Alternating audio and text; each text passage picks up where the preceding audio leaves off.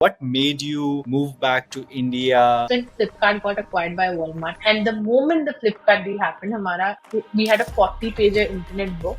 We suddenly revised all of them to include India as a geography because Flipkart deal really put India on the map. Give me some confidence that why don't I go to India? I truly believe it's the golden decade of India, and because there are no structures, you can write your own story. Founding story of Foxtale. A is self-belief, B is passion, C is commitment. It was building a consumer brand at scale. There was a number associated with it. It could be 1,000 crore brand. Then I feel like I've created value, and to me that is what I committed to. Passion had to come from a category that I care very deeply about. Folks who are considering moving back to India, what advice would you have for them? I think if you are earning in 6 figures, most likely you will earn in 7 in India.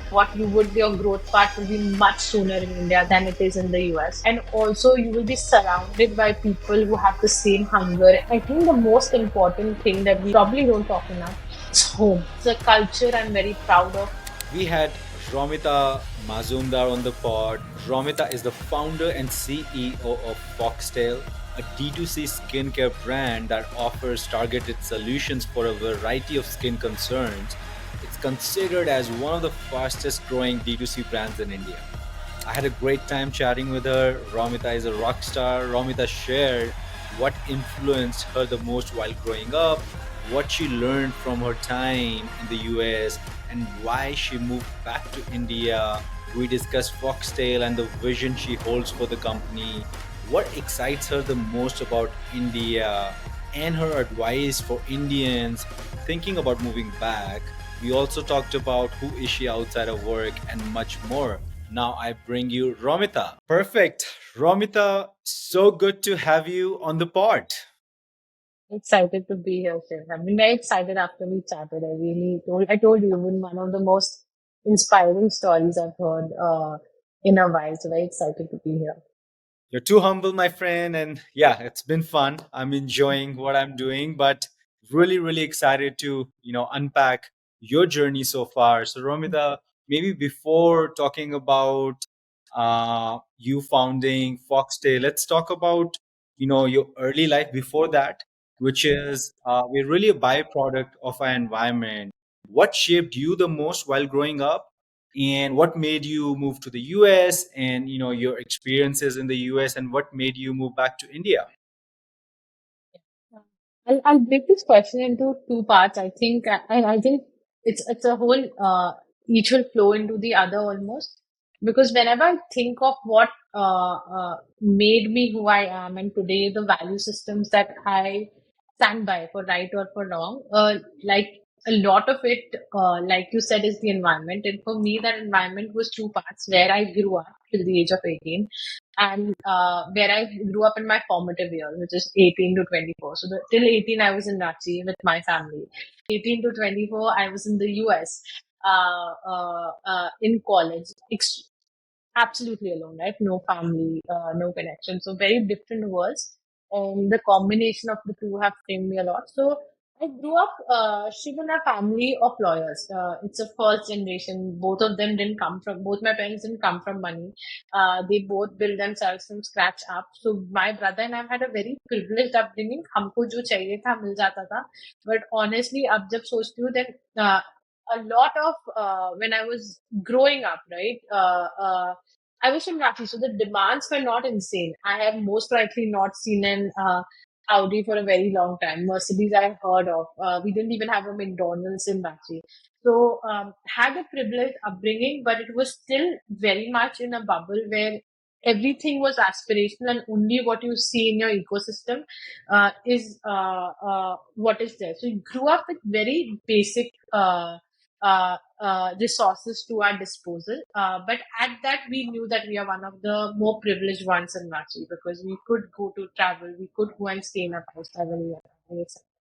But growing up to middle class parents who, with time, have a lot of money, but still know that that money is hard earned, we used to go out to restaurants every Friday, Saturday, and my mother used to look at the bill and say that, where this money comes from, you have to work very hard to get this money, right? So grew up to parents with a very, very clear mindset that whatever you want in life, you have to earn it. You cannot wait for something to happen. Wealth doesn't sit for you. So it has to be a very, very internally motivated. You have to work very hard. So grew up in a very, that's why I say it's very hard for people to think I'm from UCLA and that I'm not, that I'm not that rich, but that is the truth. It's not that richness is not just money, it's also mindset. Yeah. So I didn't grow up with a rich mindset. I was always told that we can only spend what we are earning this month. I was never told that there is a treasury that we can work out of, right? So never grew up with that mindset. And that is a huge influence even today. Today also there's always this understanding that, it's not about wealth creation. It's always about hard work. It's not about, just aspiration. It's always about certain realism. What can you do? The second aspect that I grew up very clearly with when it came to my parents, like I did grow up in a patriarchal family to some extent. Both my parents were lawyers. My mother is, in fact, at one point a golfer. My mother was a racer. She used to race and rally in the Himalayas and very difficult terrains. But what I saw when she came back home, right, or when she used to come back, she was the woman in the house, right? She used to feed all of us. She was responsible for our school. My father was responsible to earn. Mhm. My father could give his career a priority. When we entered teens, my brother and me, my mother had to give her career a backseat and be like available for us. For 3 4 years, which put her career back by 3 4 years to that extent. So one thing that I've seen very very clearly between in my house is a very patriarchal family. In fact, I still joke. Once in my eighth grade or ninth grade, my father said, "Go help your mother." I said, "Why can't Rohan help my brother?" And my father said, "You are a girl." Till today, I don't enter the kitchen. I don't cook. Because it plays in my head, right? And I tell him that today at 30, I can tell you that that is what plays in my head because it was expected of me because of my gender, and that's the reason I never could bring myself to accept it. So I think upbringing doesn't just have a pause. It's not just the ye sikhaya. It's Mhm. also things that you don't like that end up influencing who you are. So I think for me, that was the other aspect that I have been extremely. I've been very conscious, and to some extent, that where women are not expected to be, I think I subconsciously tend to get attracted Yeah. to that. Banking was that, right? VCP was that. And today's more after, a certain age, you look in hindsight and you're like, because I love psychology. Sometimes I think my alter ego wants to be a psychologist, but maybe it would have been a very woman fronted career. Expect a woman to be a psychologist, right? So I think there's always been a need to balance my femininity with my with doing something alpha in my life, and that continues to be so. Two things which is basically my value system. One is extreme hard work. I don't take anything in life for granted, and I don't think anyone in my family does. And today, of course, it's very privileged. I have a startup. I earn a certain salary. I have certain savings, but uh, to me, I can't operate like that. Okay, you bought two flats, or okay, you did this, you have rental income. For me, it's always like, hard work is the way of life. It's not something you just do to uh, till you have a certain wealth. It's what makes you keep going in life. The second thing that I learned was the fact, which has influenced me a lot, is like this need to run away from anything which becomes very common and want to do something that I think makes me feel like I am not following the norm. Yeah. And it's in multiple ways. One is gender, one can be other things. Those two things influenced me a lot while I was growing up.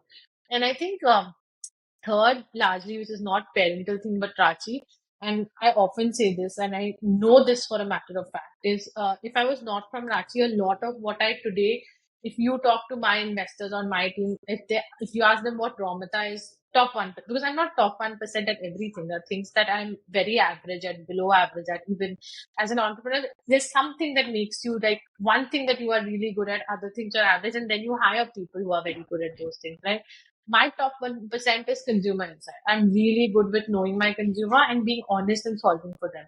But the reality is that I have grown up in a city like Ranchi. My school had in Ranchi, we were one of the rich ones, if I may say, right? So we were there. We also had kids. My peers were also kids. Like Loreto was a great school, but there were kids who were kids from different backgrounds, like different tribes. There were tribal people in Ranchi. There were Bengalis. There were Sikhs. There were Marwaris. So there was no gender specification. Like Bombay, में मैंने देखा है, there's a Parsi colony. There's a Sikh colony. There is a Jain colony. There are apartments where only Jains can stay, others can't. And I'm like, I've never grown up to that. Yeah.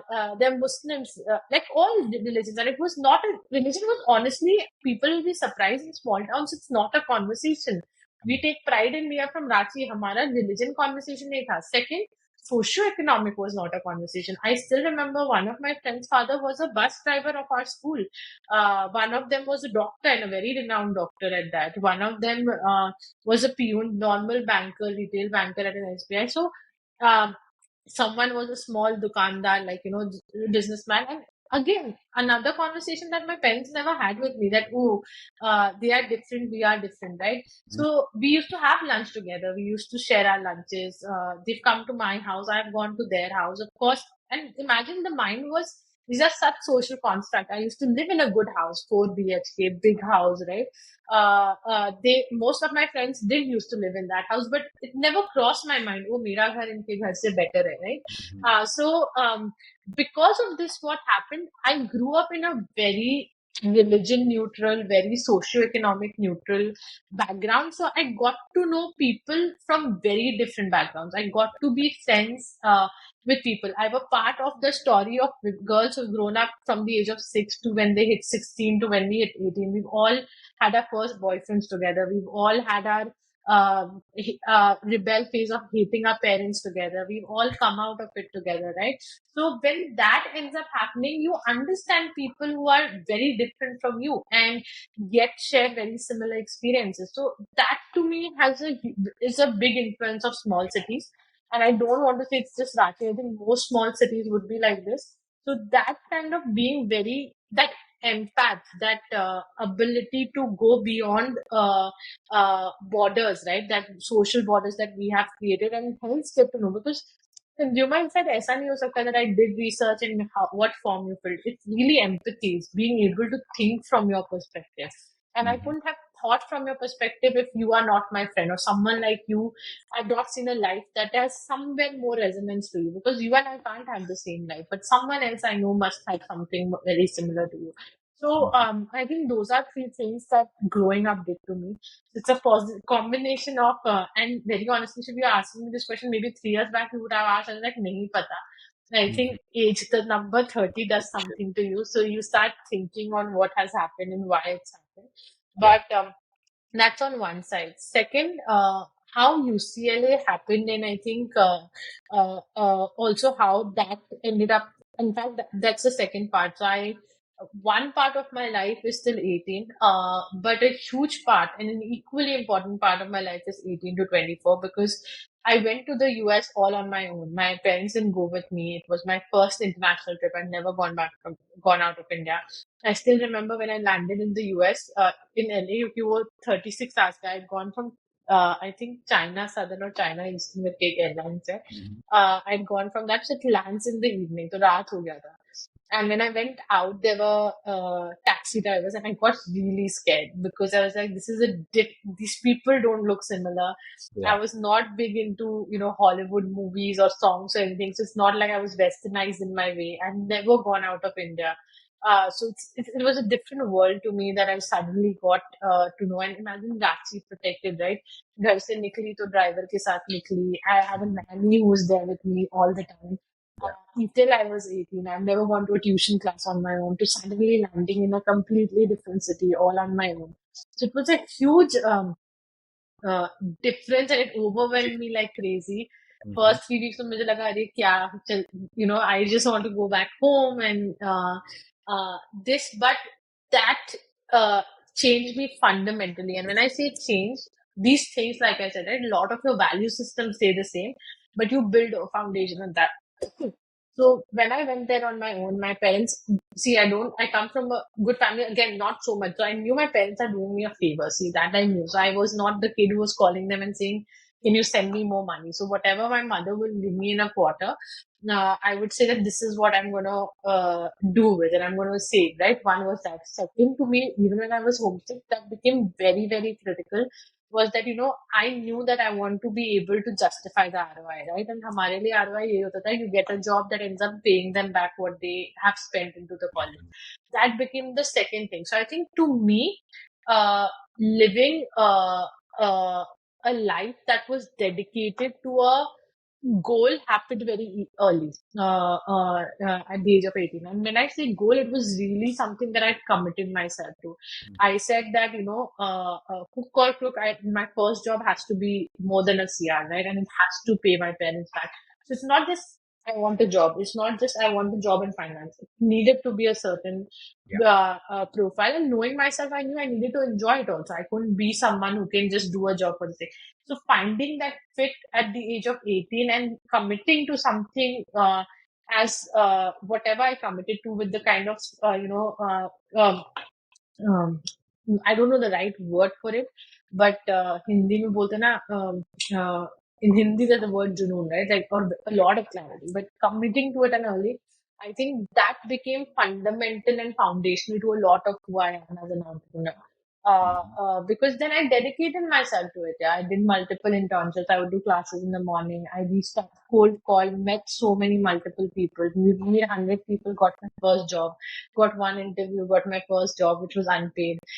Then got my second internship in banking, got my third, fourth was manual, got a summer internship there. Got so I think the first thing that when I look back today is the ability to commit to something no matter what is that. I don't think I question the rationality of it. I think it's context setting commitment is driven by where I am at the moment. But then I really commit to it. The second thing that happened because I had limited it, I was like I said, I was not gonna call them back and be like, "Ab bhejo." The second thing that happened is very a sense of independence, but with a very responsible sense. Again, I don't think it would have happened if I was studying in Delhi or Bombay. I don't think I would have been so careful of what I'm spending or what I'm doing, right? And there I had a lot of sense of wanting to be within the means, but also have a good time. I had an insanely good time. Like if you talk to my friends in college, I really partied hard, but I partied hard in very responsible sense. It's like on one side, I'm very clear the job I want. On one side, I know that I want to have fun and this is a big deal, but at the same time, doing it responsibly without compromising what I've committed to, right? That and third is decision making.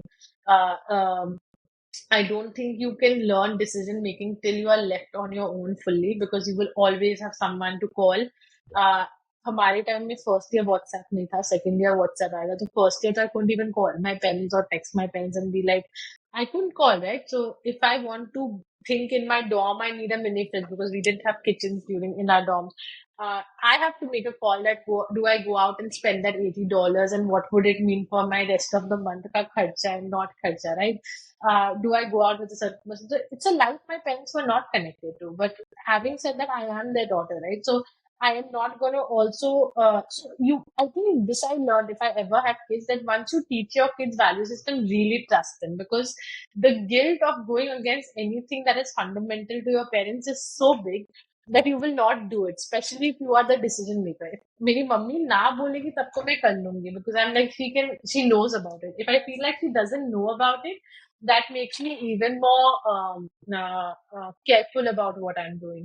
Yeah. So, but fast decision making. There's no one who will wait for you. Independent. What do you want? What is the next thing you want to do? How do you want to do it? So decision making as a skill set, which is very big. I've seen people have decision paralysis, and that's something. That's a big difference between me and my brother. My brother, because he was in India, I feel like, and he's also the younger one, right? So I also, and that's a big difference. That he, and in a good way, he will consult everyone. He will talk to everyone. He's सबको लेके चलता है. I that way I'm a relatively quite and I talk about myself more negatively, yeah, but I'm very independent in my thought process. I'm like, this is what I want to do. I'm just going to do it. And I don't. It's not that I don't want to, but I don't. it doesn't come naturally to me to take a step back and be like, okay, let me consult 10 people and then do what I am doing. So that was the second thing. So I think for me, that was a combination of what happened in the US. But last, and I know it's a long answer, but that stayed common between Ranchi and the US, and it's not common in big cities in India. US actual colleges, because we all, even if you look at Indians, we were all from very different backgrounds. I was from Ranchi. My best friend at UCLA is from Delhi. Another one is from Bangalore. There were people who were from the US itself, US citizens, etc. But the thing is that wahan pe na, one thing you will realize, sense of acceptance is very high. You actually don't drill down into anyone's socioeconomic background.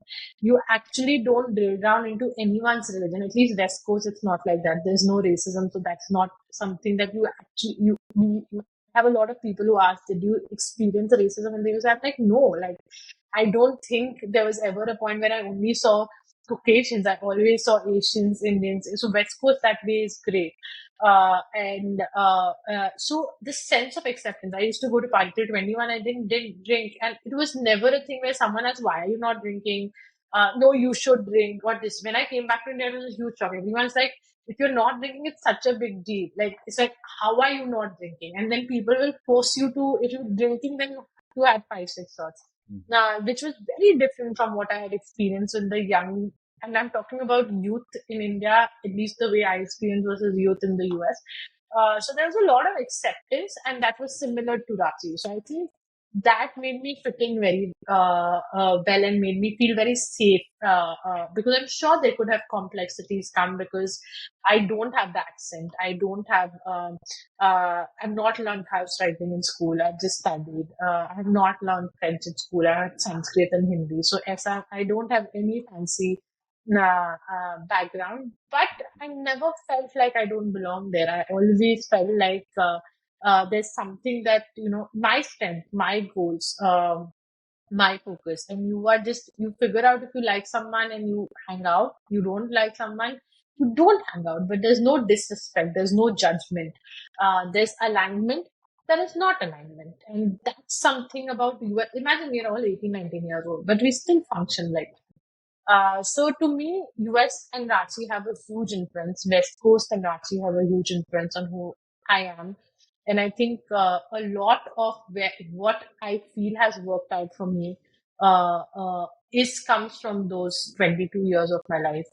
And उसके बाद तो सिर्फ execution है. उसके बाद is just the application of what I've learned. But Yeah, now that I look back, there's a lot of learning there. got it. And Romita, so you've really, really worked hard. We were chatting about it a few days back.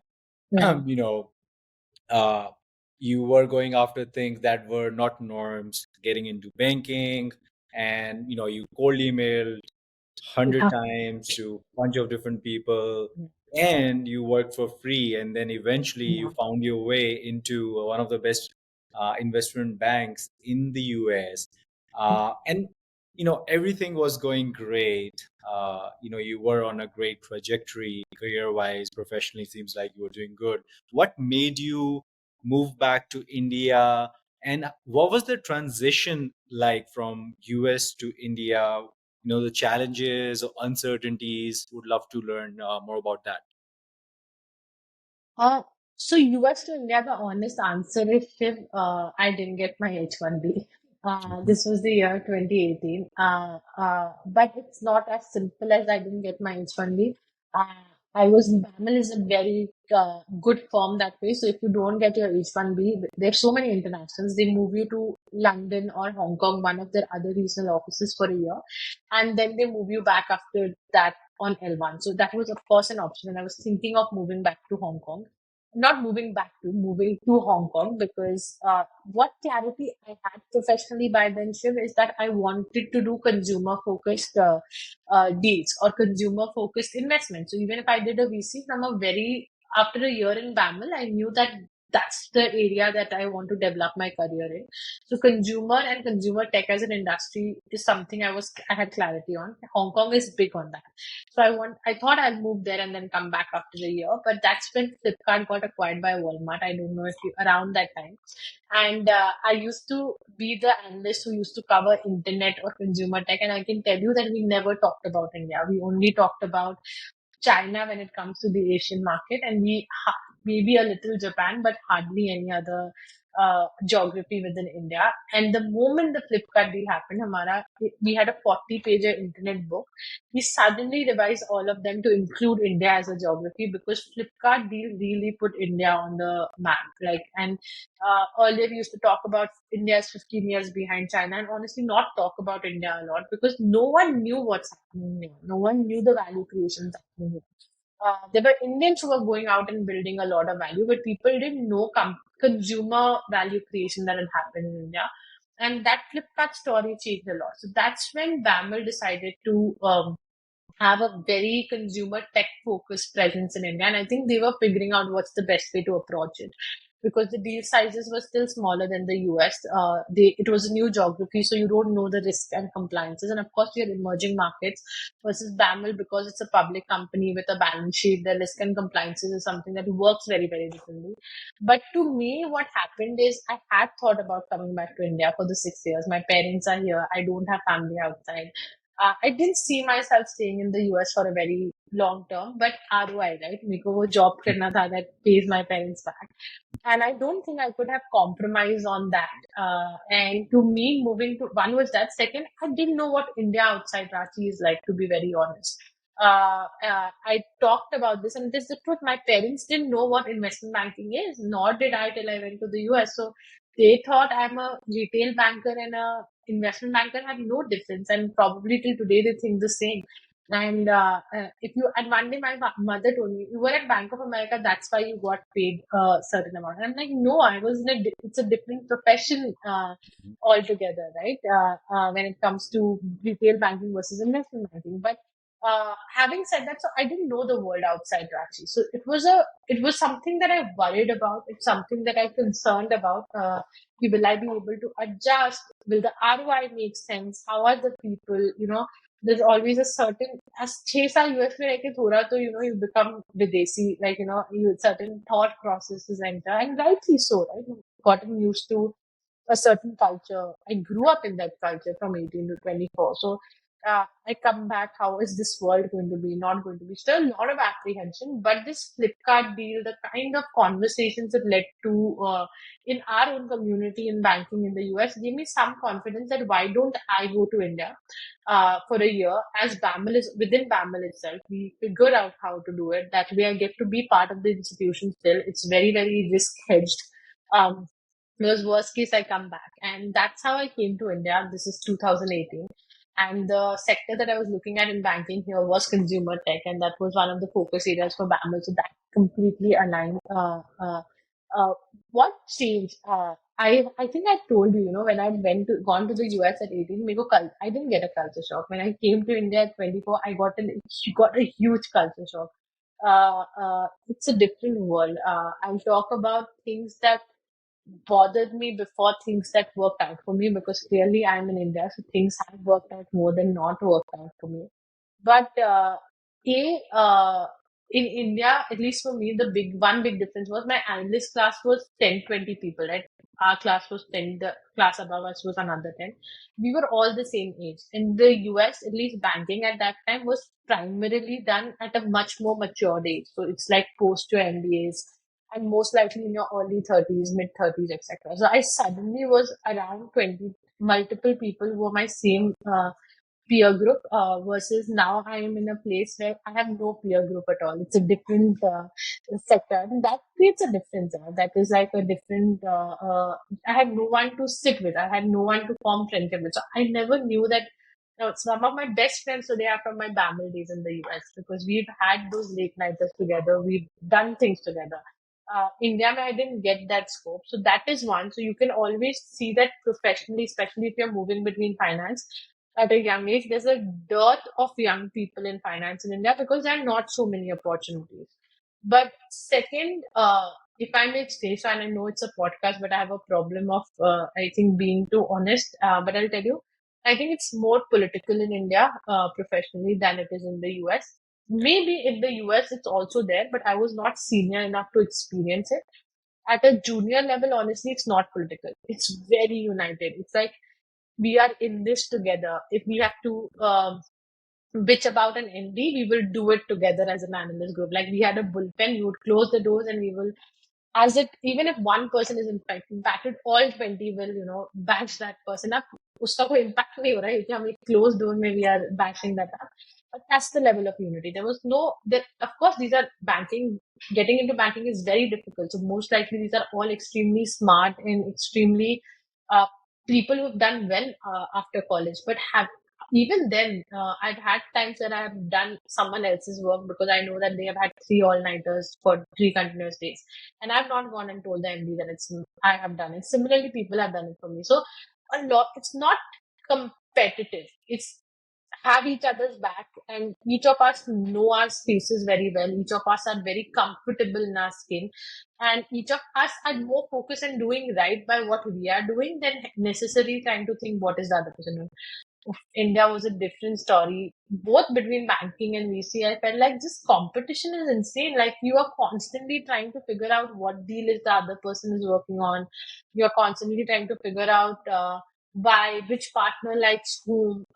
And I genuinely believe today, when I look back, I think it's a lack of leadership, and that's something that I take a very strong stance on because I think this is very top-down driven. And when I'm saying top-down driven, it does not mean that I need a partner or someone needs to come and talk to the analyst every day.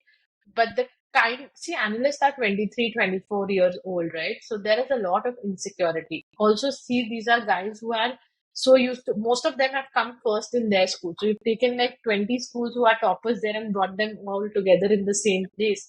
So they're so used to doing extremely well, but have also this is like they hardly have any maturity. They're 2, 3 years, 4 years into the system. So the US, maybe they've had so much experience with these young people, so much experience with this culture, they know where to stop it to infiltrate the analyst, right? And they take pride in the fact that analysts are united. They take they're okay with the analyst being on one side, and that is something that they solve for very actively. Versus if you look at India, I think that sense of leadership is lacking. I do think that sometimes I felt very strongly that people thrive on competition. I've not named it. I've heard someone say that these guys are not to the analysts, but the directors are competitive. It's good for business, and I'm like, no, it's not. Like we are the same team. And if I can think of it as a 24-year-old, this particular person that I'm talking, I'm like, you're 50, you cannot think like that.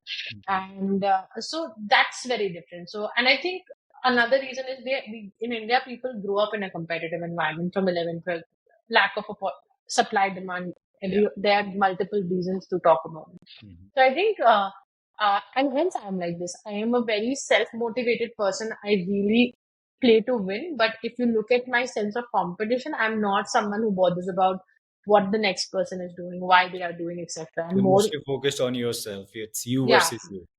yeah, it's me versus me. It's me Yeah. versus the target I've set for myself. I care more about if I've said I will do X cruise, do I do X cruise or not? I am not concerned that, hey, I'm doing X, why is the other doing Y? I will, but India may, I felt that very different. So that led to a huge lack of sense of belonging because I couldn't figure out, I couldn't resonate with these people. I couldn't figure out, because every conversation, like even colleagues, you would go out, it would be, oh, why are you working with this partner? This partner likes you because of X, Y, Z reason. I'm like, why are we talking about it? Like, we should bitch about the partner together. We cannot dissect the partner together, right? It's like, and that's what's fun. You talk about your seniors, you batch them, and you're going out for drinks. What's not fun is trying to figure out, oh, this partner likes you because he likes XYZ profile, or this partner doesn't like you. So the constant analysis and paralysis of politics in office doesn't resonate with me. And didn't resonate. And I felt that was very high in India. And people think they are not political, but in India, I think just the lack of leadership and I don't think in India people are taught that sense of camaraderie and leadership where let's take Correct. everyone together and grow. Yeah. So that was something that bothered me a lot. And that's something I'm very mindful when I'm building, right? So I think I built a safe space for myself in that way because I couldn't find where I was working people that I resonated with. Now I'm I we had the privilege to then hire people that I can resonate with. So one thing I'm extremely proud of is I can actually look at all my employees. I can tell what is good, what is not. What I can tell they're not insecure. And insecurity some में होता है. Your environment amplifies that insecurity. So can you create an environment where you cannot amplify those insecurities and where you can create a sense of safe space, belonging? People will thrive. Yeah. But creating that is critical. So that didn't work out. That is something that at least my experience across two jobs in India was very uh,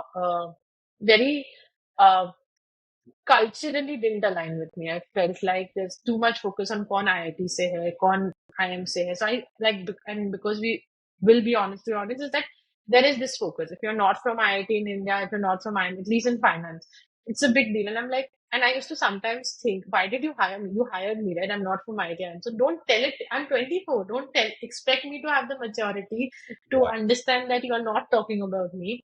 But you, as 40 years old, don't have the majority to talk about it in front of me. Mm. So I think, and I saw that across the 3-4 years that I've worked in India, that there's this obsession with IIT, there's this obsession with IIT, and rightly so. I think they're very smart guys. But I'm just saying for people who are coming from outside and people who are not from these institutions, if you move into these circles, it does create a lack of safe space and it does create a sense of insecurity that is not required. I think we can do better without it. So one is that the thing that worked out for me is honestly the market. India is just growing so fast. India is at a place where consumerism is growing so fast. Second, to solve for this consumerism, every sector is growing. Finance is growing. There's more deployment. More funds are coming into India. There are more investment banks, not only international foreign banks. There are so many boutique banks that have come in India. There are so many startups who want to sell to these people. This manufacturing has scaled up in India in a big way, right? Look at different price points, look at different categories. We've just grown. But the good thing is that we are growing right now. So there's a lack of structure. And what happens with the lack of structure? Age is not a problem. Just because I was 24 didn't mean that I couldn't go and tap into this, right? In fact, the best thing that happened to me between both my jobs is I got a front seat to a lot of conversations I would never get in the US. I would always be expected to be an analyst, an associate, and VP. There was a graph, there was a structure that I had to follow, and there is no way that I could circumvent it. There are only so many Mark Zuckerbergs in the US, but you will see there are many more Mark Zuckerbergs in India. Most startups, they are very successful startups. They are dropouts from college. They are people who have been able to start at the age of 24, 21, 22, like Flipkart, Sachin Bansal, Binny Bansal. They were all right out of college. I think they were third year of college when they started Flipkart. Yeah. So we have such hero worship of the Mark Zuckerbergs of the world, etc.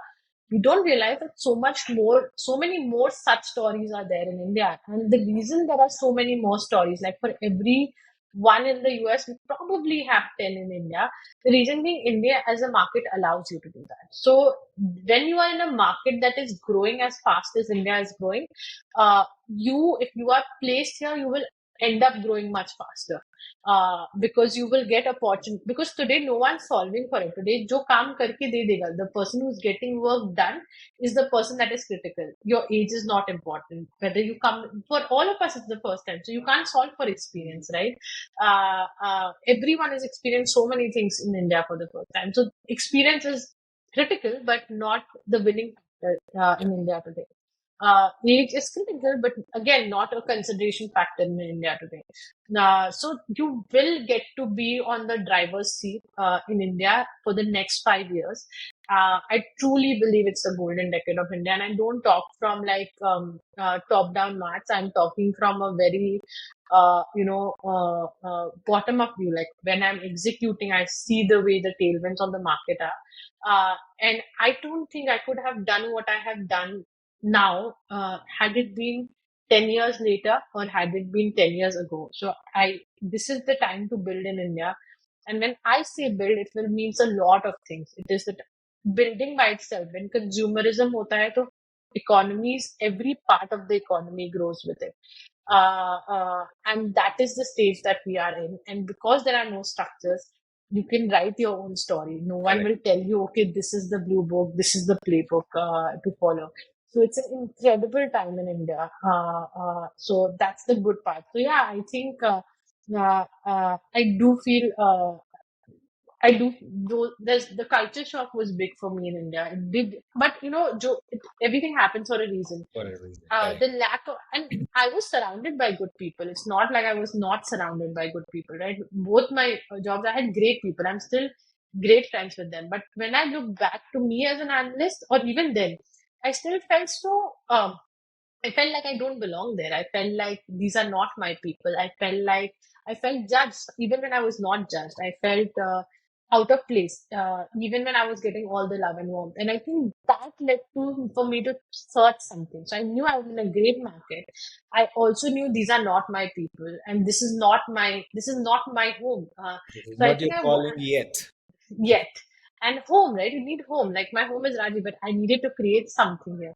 And I think I was searching for something where I can thrive and build a home and be able to have a sense of belonging. And to me, that search itself led in its own subconscious way to building. But yeah, that's the turn. Yeah. We'll move to Foxtale, and it's the fastest growing consumer startup, D2C startup in the country. And Romita, you just touched upon, you're really seeking for the sense of belongingness, and seems like that drove you to this path. Maybe tell us what was that aha moment, or the inspiration or the founding story of Foxtale, and has it evolved over time, and where are we today? So I don't know if we are passing. I hope we are, but I'll also have to look at. I think we are, but I'm not 100% there. I've not looked at every company's data, but from the numbers I know we are. But on the terms of, see, two things influence me, and we talked about it, right? I am a person who commits to something. In fact, I recently I had someone who'd come to a very young guy who'd come to visit me yesterday. He wants to be an entrepreneur, and he asked me how to make that decision. And I believe that there are three things, and you need to peak on two out of three things. A is self belief, B is passion, C is commitment. For me, entrepreneurship happened when I peaked on two things. One was commitment, and one was passion. I didn't have self belief. Like I said, I was at a place where probably I didn't have any self belief at all. I was not an IIT, and that took a hit on my confidence. So, to me, that was the place I was at, right?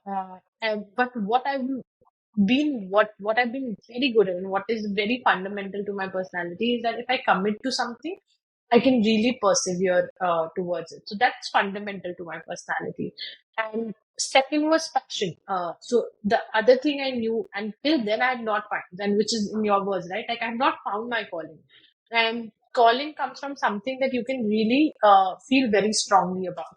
And to me, that became an entrepreneurship didn't happen overnight for me. I spent, months thinking through uh, I was very attracted to PNG as a company, and to me, PNG is something that always excited me. I used to read all books. I probably read almost all the books written by PNG CEOs, by PNG folks about PNG, etc. I was very attracted to that business model and being the whole DNA of being able to build. So I wanted to create value, and over the next 6 months, I think there was a day that I specifically got to what that passion was. And to me, it was building a consumer brand at scale, so high growth and high profitability. That is what I wanted to build.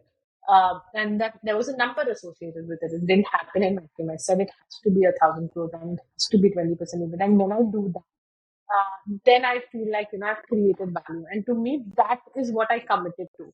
Now, after that, what happened is I had to choose a category that ends up doing it. Skincare beautifully does that. Second, I had committed to a number, but that number required passion. So passion had to come from a category that I care very deeply about and I understand it very deeply. Skincare was again that category. So the number became the commitment, the passion became the category, which is my love for skincare and my real passion to know that, what I'm putting on my skin is really good. And Nah, that to me was something that was critical way before I even thought about entrepreneurship. I've been very vigilant about what I put on the skin. I'm very vigilant about how anyone else's skin look. I That's the first thing I'm doing. So I have a problem and people think now I'm a skincare CEO. I do that. I know when I used to meet Pele, also they're like, oh, your skin is looking great. Oh, it's looking dull. Are you doing something? Are you stressed? So I have that habit, right? So it's a category. So that built passion. And then it was about solving it. So the first thing I did is I spoke to a lot of consumers because, as a VCPO, you're paid a certain salary and you are top 1% when it comes to that salary bracket. And or generally in India. So for me, the first thing to do was go and understand real India because 1,000 crore cannot be built on the back of premium pricing. You have to be able to penetrate the Indian market. And when I met 1,000 women. I still know this number so well because I almost remember every woman's name of the woman that I interviewed. So it's 937 women. And when I spent hours talking, it's a period over 3.5 months. What I learned was two things that when it comes to skincare, India chases efficacy. So you may think science fact is critical. You may think Ayurvedic is critical. These are all trends. When we pick as women a skincare product, we have a very specific need base. We want either our acne to go down, we want our dark circles to come down, we want our skin to glow more. So it's a problem that we have in mind about our skincare. Pick a product that we believe will solve the results. So that is one. Second, I joke about it, but I joke about it a lot. And I don't mean it as a joke. I mean it very seriously. That India is a 2 minutes noodle market. So instant efficacy, and honestly, skincare is a 2 minute noodle market globally. You can't wait for 4 to 5 weeks for results. You do want immediate results. When do you care about pimple? When you have an event. So you need it right before the event. When do you want your skin to glow? When you are going for a date, when you're going for a party. When do you want your dark circles to look less, right? When you're going into, you need immediate results. You can't solve for it 4 to 5 weeks. So instant efficacy was critical. So I knew that if I can solve for efficacy and instant efficacy, I can create very limited SKUs but high revenue per SKU. In tech, we use a word called LTV, lifetime value, which is per user, how much money do you make in their lifetime that they are with the brand, right? And for me, LTV was not brand driven, it was product driven. So if I'm selling one product, how many times will ship come back to the same product? So for me, it was not about Shiv coming back to Foxtail. For me, it was about if I'm given Shiv 4 products, will he come back to each of those 4 products every single month? So for me, it was hero products, what we identify as hero products. And then I went and interviewed a lot of people. I again remember this number when I interviewed 52 people. And one of the guys I interviewed told me about Dr. Ramesh. And Dr. Ramesh was one of the initial groups of researchers and scientists who had worked on Fair and Lovely, which became the Fair and Lovely that we know today. And he'd also worked on Himalayan neem face wash, which we know as Himalayan neem face wash today, the largest market. So I said, this is the guy. He's worked on 2 products that have the highest efficacy recall in India. I had done the research, so I knew that these 2 were rated very highly in research in efficacy. Second, they both were at a price point where distribution can be created. And third, they had a lot of brand love, right? So clearly there's something about these 2 products. They were market share owners and they continue to grow fast. So they were relevant across decades. So somehow tried to find it. Took me a lot of time because he had retired. He had a LinkedIn of 22 contacts. Reached out to all of them because I knew he doesn't visit his LinkedIn. No, pata chal jata hai. Your daughter has made a LinkedIn and let it be like I have done for my dad's Facebook page. He never visits it. It was like that. Reached out to him, spoke to him, met him, we spoke, and he decided to join. And that's how, honestly, Foxtail, we set up our first lab. And what we decided when we first met Shiv, and that is the aha of Foxtail. I said, sir, I want to create limited SKUs, but I want to create high revenue per SKU because वहां से growth आता है. If the revenue is high per SKU, you get growth. But if it as a limited SKU, that's where profitability comes from. So that's what I wanted to solve for. And I said that I know that the only way to solve for this is efficacy. But why do other brands don't do it? And he said there are 3 things. one is quality of ingredients, right? If I give you haldi dhania and I take haldi dhania, the quality of it will make a huge difference in the quantum you are using, the color, the taste, the flavor, the fragrance, etc. It's the same. But that's not defensible. The second we said is efficacy, which is dermal delivery. How do you put it in a formulation that it penetrates your skin? I'll not go into the technicals, but you will know that crocin, dolo, all of them have paracetamol. But some of them have, even at 650, some work better than the other. Why? Because once it goes into your body, its bioavailability of paracetamol, the ingredient by itself, is very different depending on the brand that you end up using. It's very similar for topical application of skincare as well. And third is testing. You have to test on consumers because skin is not as simple as dry and oily and normal skin type. There are more than 400, 500 skin types. There are people live in different conditions, different humidity. Someone is a non-vegetarian, someone is a vegetarian. Someone's just been a mother, so her hormonal profile is different. Someone is coming out of her teenage, her hormonal profile is different. So there are so many permutation combinations, and you won't believe we sat on all of that and we created 11,000 profiles. And then it was about finding those 11,000 profiles. And we test on all of them. So it was about creating great scientific formulations that create the best dermal deliveries, but Mhm. then testing it on 11,000 skin types to understand whether it's penetrating all of them at the right quantum that we end up wanting without creating any sensitivity. And once we achieve both of those things, then we launch a product. In fact, right in between, we have a process of testing repeat rate before a launch. If it's less than 90%, we don't launch the product. Mhm. So when I started, I put all my money, my own savings, and I had like, we were making 5 products, and still you will not believe one had a 89% repeat rate, 87 or 89%. I'm forgetting the number, And but what's it the was late. industry repeat rate?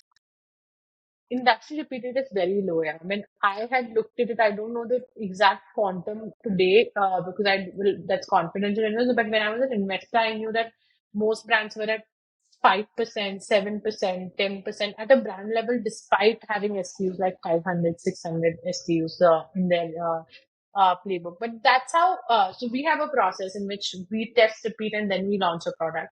So we launched 4 because one didn't meet the repeat criteria. And today we are 20 SKUs, but 12 are main because 7, 8 have been launched only in the last 6, 7 months. And we will only have 25 SKUs in skincare. But today, what I'm very proud of, right, in 2.5 years, on the back of 12 key SKUs or the launches that have happened until 6 months back, we became a 250 crore run rate brand, in fact, higher than that now, right? 50% of our revenue comes from repeat users. So that to me is way beyond the industry. Our LTV to CAC is close to 3.5x, 3.8x. And we are able to do it in a way where we got profitability post marketing much sooner. So we grew much faster than the market, but we grew on the back of very limited SKUs. So we also grew profitably or more profitably than the others did, burning less money. So yeah, that's our story. Yeah, that was the, I don't know if it's the aha of the of Foxley, but that was Foxtail's commitment. Yeah. There was a commitment to a number, then there was a commitment to the consumer. And honestly, one fed into the other, and that's our story about how we built. Yeah, got it. And I'm Hmm. sure you have just started. There's still a long, long way to go, and the number or the benchmark will keep on increasing. And the podcast, Romita, as you know, is around covering stories of folks like you who have moved back and are building Yeah, interesting companies. And you've already covered why India is the place to be at, which clearly states uh, almost every industry in India is growing and at a yeah, very, very fast pace. But the good thing, which you just mentioned, is it's so unstructured in India yeah, that you can take advantage of that and really create your own path and yeah. and really make a name for yourself. Anything else you would like to add on to that, Romita? If folks who are considering moving back to India, what advice would you have for them? See, I think does practically it makes sense to move back to India? Even if you are in the best of the companies in the US, even if you are earning in 6 figures, I think absolutely. I think if you are earning in 6 figures, most likely you'll earn in 7 in India. what you would your growth path will be much sooner in India than it is in the US. And also you will be surrounded by people who have the same hunger and for that growth path, and that kind of learning is excellent. That kind of environment from professionally is something that I feel very strongly about, and that I have learned myself personally from.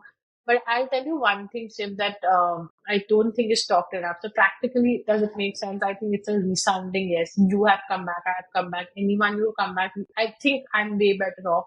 I don't think I could have either earned as much money or created as much value or learned as much as I have if I was in the US. And I'm coming from a place where I do know that I had a privileged start in the US with investment banking and everything that happened in college and how my professional career started there. But I think the most important thing that we always probably don't talk enough, it's home. And I think the emotional comfort of being able to go to my dad when he needs me if he's not well. The emotional comfort of my brother just dropping by over a weekend and irritating me a lot, but doing that comfortably. The emotional comfort of going to my in-laws in the valley and not just exchanging like weekly calls. Uh, the intrusiveness of us as Indians to be able to be even at a friend's hospitalization, to a wedding, to a normal dinner. It's a culture I'm very proud of. The Indian culture. It's a culture that is very still very homely. It's a culture that is the warmest that I've come across even after traveling, and it's a culture that is ours. We've grown up like this, and I think as much as we want to not accept it, or maybe because of the pragmatism of life, like ROI for me, and it's the same for a lot of people. Now, it's a culture that makes us feel safe because in our hearts we know it's home. So come back home. It is a great time to build in India. It's a great time to be in India, but mostly it's a home. Let's build for our own country. Let's create value in our own country. Let's be the drivers of the growth that the country is going to see. I don't think we are dependent on any one person to drive the country's growth. So all of us who are already in India, I think all of us together are trying to do our best. But I think you coming back, or anyone who's thinking of coming back, be that driver with us and build our country. So I think I'm very proud of India. I'm very proud of being an Indian. I'm very proud of our culture. And I think I'm proud of the fact that we are emotional beings. Family comes first. And yet we can do what we have done, right, as a country. So um, let's own that about ourselves, that we are emotional beings. हमको घर की याद आती है. We like dal chawal. We don't like sandwiches. And once we accept that, you don't have. I don't think pragmatically it's a bad choice to be in India at all. Like I said, so let's own that about ourselves and then build for India. I think that's what we are all trying to do. Yeah. Come back to India, build it in India, and create value in India. And couldn't have said better. India is a culture that makes you feel safe and warm. Such a beautiful message, Romita. With this, my co pilot in the back, his name is Alfonso. He I was wants gonna you. ask you that such a. I was gonna ask you in the beginning, where is this painting So from? he's my co pilot. And he only gets to come in towards the later part of the section. And he drives the section where we get to know our guest outside of work. So his question Yeah. is, Romita, what are you most obsessed about these days outside of work? I'm not only really, I have two dogs. I got one 2 years back. It's a Bichon Frise. And I have one French bulldog that I got last year. I'll see if I can. I have a lot of photos of them. I'll see if I can get the camera to do it. But I'm obsessed with them, man. I'm such a helicopter mom. I'm such a. I have always had pets when I was growing up, but these are my babies. Like I got them when I was building in my highest emotional intensity work stress, they came into my lives, and they I can have the whatever day I have at work. I can go back to home at 8, at 1 in the morning, or 3 in the morning. But I have an hour that I spend with them, so I'm obsessed with them. My mother doesn't like it. My mother is like, "तुम क्या करती रहती हो?" Like, because she's not that big of a pet lover, but Mhm. yeah, outside work, I'm obsessed with my two boys. The second thing is I've gained a lot of weight over the last 3 years. I've gained 30 kgs while building it. So yeah, you can build, but let's also learn from my story to be disciplined, because I was not that. I was just working 18 hours a day and then eating when I go back home. But that's one thing I'm picked up, because I used to work out a lot right before I started Foxtail. Yeah. And I was very healthy. I could run a lot. More than work out a lot, it's just that I was very healthy. So I could run a certain miles and all of that stuff. So I'm now obsessing over getting back there. So whether so it just started, I'll not jinx it, but it's just been a few weeks since I'm trying to get back into my feeling good about my health track. But yeah, nothing else. These are the only two things. But yeah, constants are my two boys. I'll see if I can throw them, but yeah. Yeah, yeah. No, there's a saying. I think uh, you know, dogs typically would genuinely be very Yeah, happy to see you every time they see you. yeah, And on the fitness side, Romita, you have the ability of committing, and once you commit, you add it. I'm sure you will be at it moving forward. And yeah. Romita, if money and attention are not needed anymore, you have enough resources. What would you work on outside of Foxtail? Uh, I would work on education. That's one of my dreams, not my education. I learn a lot at work, but I feel like I want to, at some point in my life, dedicate. I mean dedicate. I just don't mean monetarily, but you know how I solved for Foxtail today, first principle thinking and all of that stuff. But I want to solve for equitable education in India, because I think the quality of education is dependent. And that's again a Ranchi thing, because in Ranchi, Loreto was a great school, but everyone could access it. And it was also not a taboo that a rich kid is going there, Yeah. because we never thought of it. I don't think my parents thought, please come here, so let's not send the child here. But I feel now it's changed a lot. Now quality of education is driven by how much fees a parent can pay. Which city are they in? So I think basic education has to be equitable. Your horse ridings of the world, etc., I'm sure can be more driven by what you are interested in, what you can afford. But I think basic education is something that I want to spend more time in thinking through how we can do better for India as a country, especially with what is happening, right? We are growing so fast, we create so many opportunities.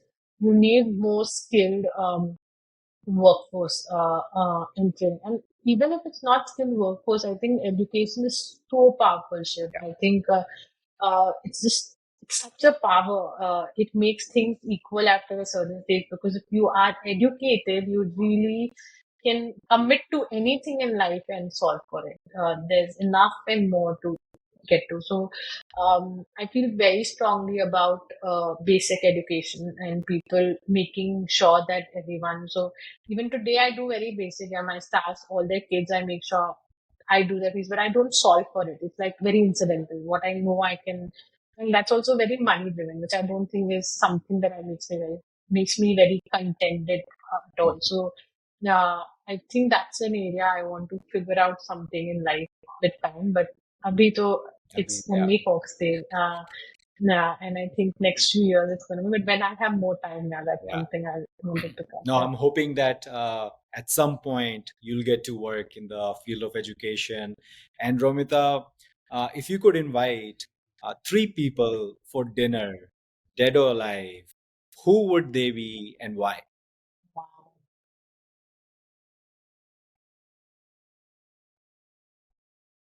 I would want to invite.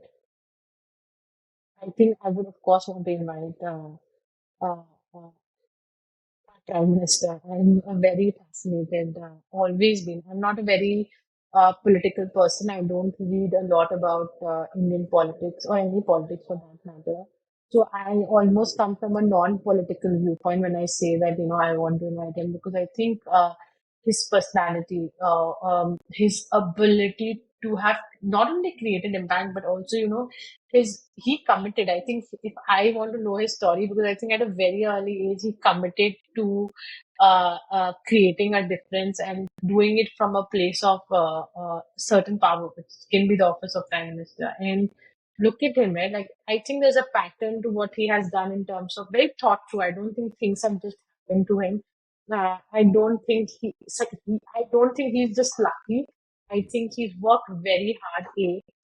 Second, to dedicate yourself to something like a country, I think it's altruistic. Like, I'm sure political views are different, and I don't want to get into it, but I just think that dedicating yourself to your country is completely is a very different mindset. So I'm very intrigued by his personality. I have a lot of respect outside in for him to having really sadhana. I feel like he's someone who like a for good or bad, like committed to something and dedicated his entire life to it. So that's one, and it's not easy, especially when you hear all the opinions that you hear, good, bad, right, wrong. I don't know, but to continue that laser focus on what he wants to do, it's insane. So I think definitely one is that. Um, Second one, I would always, so I had won a declamation competition very young when I was in Mother Teresa. I've always been very intrigued by her. Again, someone I feel who had this insane power of dedication. I think that's a quality I get very attracted to. And be able to, so it's not the sisterhood or the nunhood. It's just that sense of dedication that she had, which enabled her to be in a country that doesn't belong to her. Like, she was not from this country, take into that culture and really be at the forefront of solving it. And she also has been criticized a lot, even in her times. People have questioned it. But the reality is, I again don't know the facts, but what I know is that she continued at it. So even in all of these cases, has she created a positive impact? Absolutely, she did, and she dedicated herself to it. So second would be that.